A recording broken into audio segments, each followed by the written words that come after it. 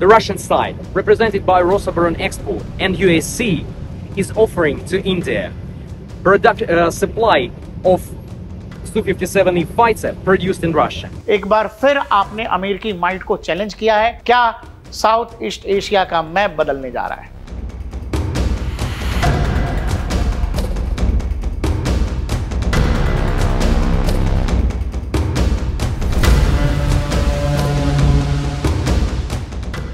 Delhi blast के तार बांग्लादेश से जुड़ रहे हैं। शिक्षा प्रदान करना चाहेंगे उसको कि कैसे एक जिम्मेवार नेशन को पड़ोसियों से बिहेव करना चाहिए। हम हमारे बगल में एक और पाकिस्तान नहीं बनने देंगे। So the world displays zero tolerance towards terrorism in all its forms and manifestations. आपने जो ऑपरेशन सिंदूर में देखा वो महज एक ट्रेलर था। कि मूवी शुरू भी नहीं हुई थी, सिर्फ एक ट्रेलर दिखाया गया था और ट्रेलर के बाद 88 घंटे में वो ट्रेलर खत्म हो गया। दर्शकों, बड़ा पेचीदा माहौल है, बहुत संजीदा माहौल है। तो ऐसे माहौल में होता यह है कि नजर हटी और दुर्घटना घटी। इसलिए नजर जरा खोल कर रखिएगा। दुनिया में जो मौजूदा समय चल रहा है, इसमें कब कहां क्या हो जाएगा किसी को कुछ पता नहीं। और ये जो बोला जाता है आम बोलचाल की भाषा में, नक्शा बदल देंगे, नक्शा बदल देंगे, हाल फिलहाल तो कई बार हमारी इंडियन आर्मी की तरफ से कह दिया गया, ये हो जाएगा, हो सकता है। आज के समय में कुछ भी संभव है। जब वो 1971 में हो गया बांग्लादेश, जिस समय ना आपके पास ब्रह्मोस था, ना आपके पास अग्नि था, ना आपके पास उस समय सैटेलाइट की ताकत थी, ना इसरो था, लेकिन बावजूद इसके आपने जब बांग्लादेश कर लिया तो आज तो जाने क्या क्या हो सकता है। कुछ मुलाकातें हुई हैं, जिन मुलाकातों पर मुझे लगता है कि आपको गौर करना चाहिए, और ये मुलाकातें सामान्य नहीं लग रही हैं। दिल्ली में प्रधानमंत्री एक व्यक्ति से मिले जो राष्ट्रपति पुतिन का दाहिना हाथ है, लेकिन मजेदार है इस आदमी का बैकग्राउंड। ये आदमी करता क्या था? ये आदमी एक समय में जैसे राष्ट्रपति पुतिन केजीबी में, यानी कि रशियन खुफिया एजेंसी में रहे, वैसे ही ये व्यक्ति जिसका नाम निकोलाई पोर्शोव है, इसने भी केजीबी में सेवाएं दी हैं। पिछले कई सालों से राष्ट्रपति पुतिन का सलाहकार है, और ऐसा जिसको कह लें दाहिना हाथ, वो व्यक्ति दिल्ली में प्रधानमंत्री नरेंद्र मोदी से मिल रहा है। फिर मैं कह रहा हूं कि जब ये मुलाकात हो रही है, इसमें बैकग्राउंड का ध्यान रखिए जो निकोलाई का है। ये कोई सामान्य व्यक्ति नहीं है, ये केजीबी से लंबे समय से जुड़े रहे हैं, और ऐसे समय में मिल रहे हैं जब प्रधानमंत्री नरेंद्र मोदी कविता का पाठ कर रहे हैं। वो कविता हम बताएंगे आपको, माफ करिए, श्लोक का पाठ कर रहे हैं। गीता का एक श्लोक जो न जाने अपने उस श्लोक में कितने अर्थों को समेटे हुए है, न जाने नरेंद्र मोदी और भारत सरकार क्या करने जा रही है। दूसरी मीटिंग रूस में, जिसमें भारत के विदेश मंत्री रूसी राष्ट्रपति पुतिन से मिलते हैं, और ये एससीओ की बैठक से इतर मुलाकात होती है। एससीओ में बैठकर जयशंकर साहब ने दिल्ली में हुए बॉम्ब ब्लास्ट का भी जिक्र कर दिया। It is imperative that the world displays zero tolerance towards terrorism in all its forms and manifestations. There can be no justification, no looking away, and no whitewashing. As India has demonstrated, we have the right to defend our people against terrorism and will exercise it. एक तरफ भारत के विदेश मंत्री Putin से मिल रहे हैं, दूसरी तरफ पुतिन के राइट हैंड प्रधानमंत्री नरेंद्र मोदी से मिल रहे हैं। यह सब हो ऐसे समय में रहा है जब अगले महीने यानी दिसंबर की पहली सप्ताह में राष्ट्रपति पुतिन भारत आ सकते हैं। पुतिन जब जब भारत आते हैं तब तब क्या होता है, इसका एक बैकग्राउंडर है, वो भी हम आपको बताएंगे। लेकिन पहले यह समझिए कि प्रधानमंत्री नरेंद्र मोदी ने हाल फिलहाल रामनाथ गोयनका लेक्चर में, जो एक अखबार के द्वारा आयोजित था, उस कार्यक्रम में इन्होंने गीता का एक श्लोक दोहराया है, जो श्लोक इस प्रकार है, जिसमें कहा गया है, सुख दुखे समय कृत्वा लाभा लाभो जया जयो ततो योध्याय युजस्व नैव पापम वाप्यासी। इसका मतलब यह है कि सुख दुख में समान भाव रखकर, लाभ अलाभ में समान रहकर, जय अजय में समान दृष्टि रखकर, उसके बाद युद्ध के लिए संग्राम कर। इस प्रकार तू पाप का भागी नहीं रहेगा। फिर कह रहा हूं, सुख दुख में समान भाव रखकर, लाभ अलाभ में समान रहकर, जय अजय में समान दृष्टि रखकर उसके बाद युद्ध के लिए संग्राम कर। ये युद्ध भूमि में तब श्री कृष्ण कह रहे हैं अर्जुन से, जब अर्जुन के हथियार, अर्जुन का हृदय सब डगमगाने लगा था, क्योंकि सामने सबके सब सगे संबंधी थे। तब उन्होंने ये कहा कि हेलो अर्जुन, तुम्हारा एक ही कर्तव्य भाई, तुम्हारा युद्ध धर्म के लिए है और इसीलिए युद्ध का संग्राम करो। मुझे नहीं पता नरेंद्र मोदी ने ये श्लोक क्यों दोहराया होगा इतने बड़े कार्यक्रम में। अब आइए इस बात पर कि पुतिन जब भारत आते हैं तो क्या होता है। पुतिन जब दिसंबर 2021 में लास्ट बार भारत आए और प्रधानमंत्री नरेंद्र मोदी से मुलाकात हुई, फरवरी 2022 में रूस यूक्रेन का युद्ध शुरू हो गया और आपको पता ही है कि फिर रूस का मैप भी बदल गया, यूक्रेन का भी मैप बदल गया। बहुत सारे इलाकों में रूसी कब्जा है आज भी यूक्रेन का, और जिस पे कब्जा हो गया वही रूस है, यही पुतिन कहते हैं। पुतिन कहते हैं भाई जहां हम आ गए वो तो हमारा हो गया। जिस समय दिल्ली और मॉस्को में ये मुलाकातें हो रही हैं, पुतिन भारत आने वाले हैं। पुतिन जब भारत आए तो पिछली बार क्या हुआ ये बैकग्राउंड मैंने आपको बता दिया। एक और कहानी है जो साथ साथ डेवलप हो रही है पुतिन के आने से पहले, वो ये दुबई में एक इंटरनेशनल एयर शो है, दुनिया भर के फाइटर जेट्स वहां पहुंचे हैं।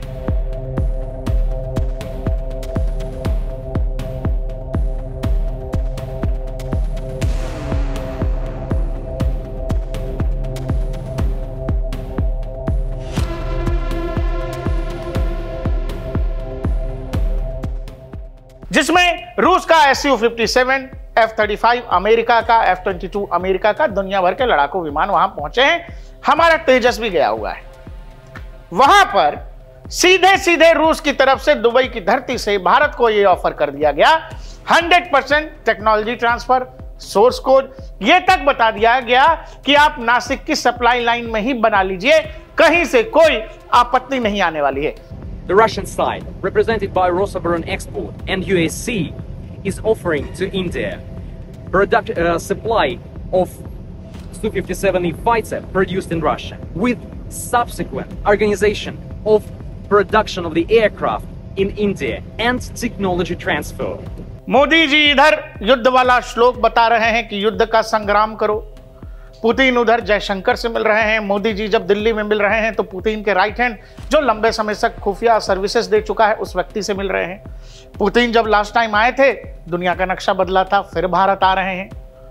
इसी बीच में आपको यह पता है कुछ दिन पहले सेना प्रमुख ने जो बयान दिया है कि भाई हम तो वेट कर रहे हैं, हम वेट कर रहे हैं इस बात का कि आपने जो ऑपरेशन सिंदूर में देखा वो महज एक ट्रेलर था। मैं तो ये कहना चाहूंगा कि मूवी शुरू भी नहीं हुई थी, सिर्फ एक ट्रेलर दिखाया गया था और ट्रेलर के बाद 88 घंटे में वो ट्रेलर खत्म हो गया था।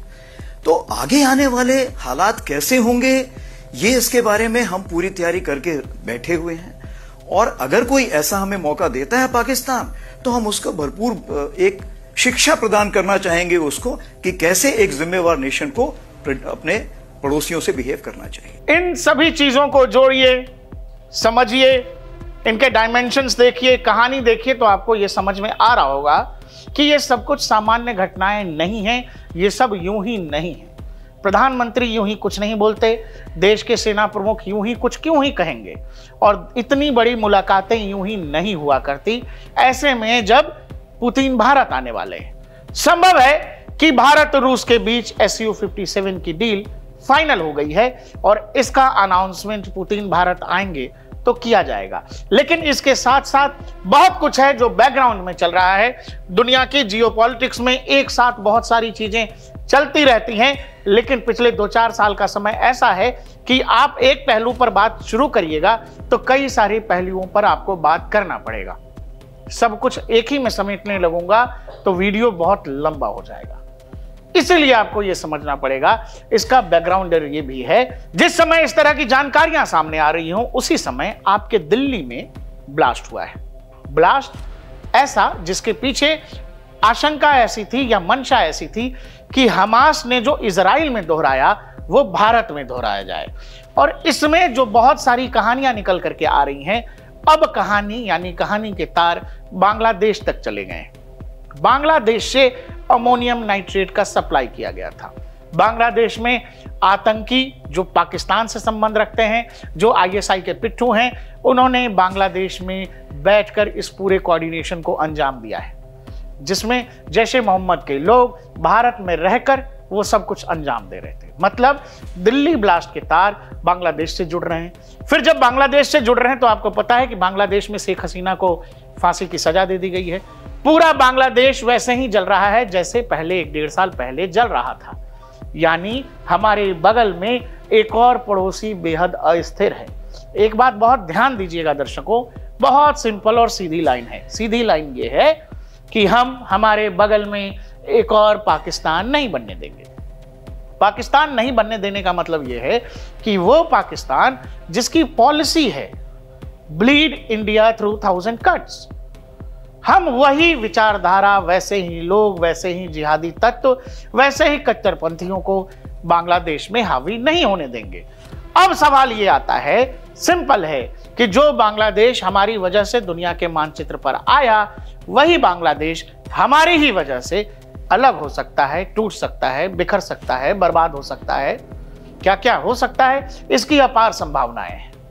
दूसरा एक बात ध्यान रखिएगा, दुनिया ताकतवरों की सुनती है। आपके पास ताकत है तो आप कर लीजिए जो आप करना चाहते हैं, किसी चीज का कोई मतलब नहीं।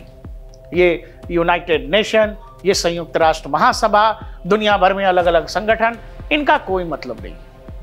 अमेरिका अगर दुनिया के किसी भी हिस्से में बमबाजी कर पाता है, रूस अगर यूक्रेन से पिछले कई सालों से लड़ रहा है, आने वाले भविष्य में आपको चीन ताइवान में घुसता हुआ दिखेगा, तो हमारी तो समस्या बनी जा रही है।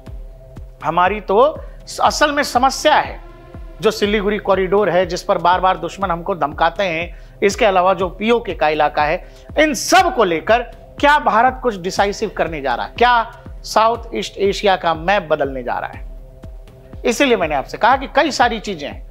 SU-57 का आना अपने आप में बहुत बड़ी खबर है। एक बार फिर आपने अमेरिकी माइट को चैलेंज किया है। S-400 आपने जब लिया था, वो आपको अपना डिफेंस सिस्टम थाड़ बेचना चाहते थे, आपने नहीं लिया। उस समय भी डोनाल्ड ट्रंप थे। अब ट्रंप आगे से ऑलरेडी F-35 का बहुत पहले आपको ऑफर दे चुके हैं। उन्होंने हाल फिलहाल सऊदी अरबिया से डील भी कर ली है। इवन सऊदी अरबिया को उन्होंने नॉन नाटो अलाई का दर्जा तक दे दिया है, सबसे बड़े अलाई का। बावजूद इसके आप F-35 से आगे जाकर SU-57 ले रहे हैं, तो आप समझ सकते हैं कि अमेरिका से भारत ने किस कदर ठानने की ठान रखी है। हमें फर्क नहीं पड़ता है, हमारे लिए जो जरूरी होगा हम वो करेंगे।